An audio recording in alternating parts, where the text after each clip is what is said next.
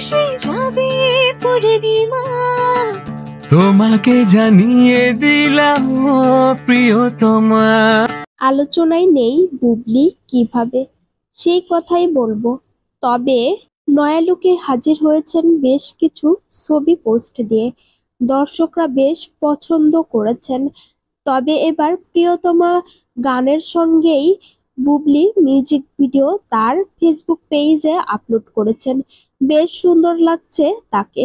মুহূর্তেই সেই ভিডিও এবং ছবি ভাইরাল হয়েছে সামাজিক যোগাযোগ মাধ্যমে। তবে এবার শীঘ্রই নতুন রূপে ধরা দিবেন বুবলি। মিউজিক ভিডিও দিয়ে ময়না গানের সঙ্গে ধরা দিবে দর্শকদের মাঝে।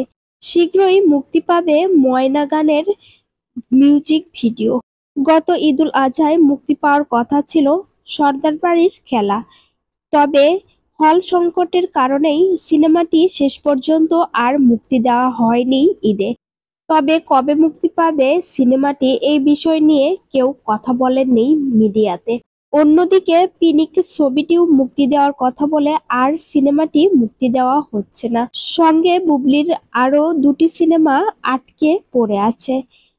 এরই মাঝে তিনি শুরু করেছেন নতুন সিনেমার শুটিং, তবু তিনি আলোচনায় নেই কোনো সিনেমা নিয়ে। তার ভক্তরা আশা নিয়ে বসে আছেন কবে সিনেমা মুক্তি পাবে, দেখা যাক কবে মুক্তি পায়।